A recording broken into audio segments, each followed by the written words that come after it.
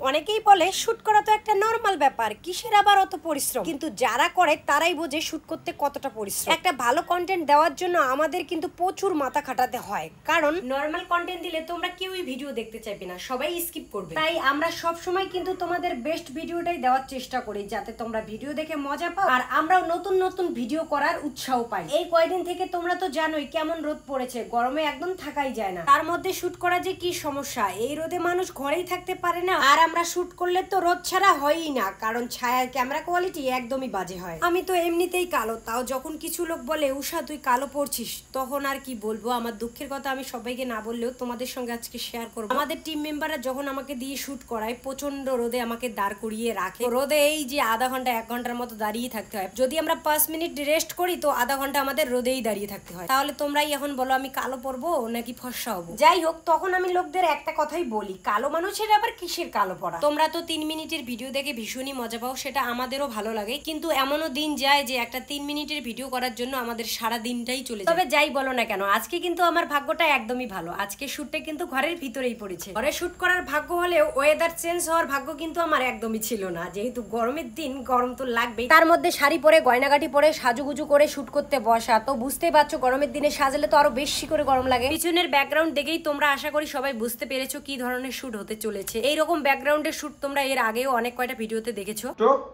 হ্যাঁ বলেন কি তুই আর রিঅ্যাকশন দিছিস, বলে তো 12 টাকা রিঅ্যাকশন দেয়।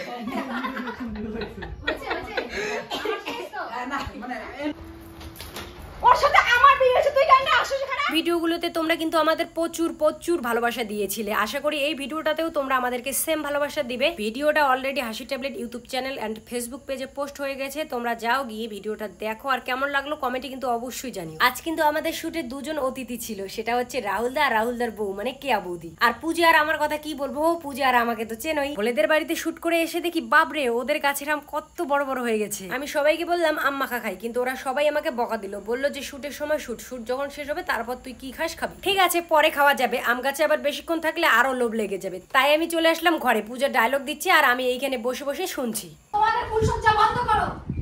নিচে নিচে নিচে অ্যাকশন অ্যাকশন ফুল সজ্জা স্টার্ট। কেন রিঅ্যাকশন কি হয়েছে? ঠিক তো আছে। এত গরমে আমার শুটের এনার্জি তো কবেই শেষ হয়ে গেছে। এখন শুধু আমি ভাবছি কতক্ষণে বাড়ি যাবো, বাড়ি গিয়ে ফ্রেশ হবো, তাহলেই আমি বাঁচি। যাই হোক, আমাদের শুট এই মাত্র শেষ হলো, এবার সত্যি আমি বাঁচলাম এই গরম থেকে। খাও খাও খাও, এই কি দেখে এখন আমরা সবাই মিলে বসে একটু হাওয়া খাচ্ছি, তারপর আমরা ফ্রেশ হয়ে খাওয়া দাওয়া করবো। তো চলো গাইস, দেখা হচ্ছে নেক্সট ব্লগে। আজকের ব্লগটা কেমন লাগলো কমেন্টে কিন্তু অবশ্যই জানিও। টাটা।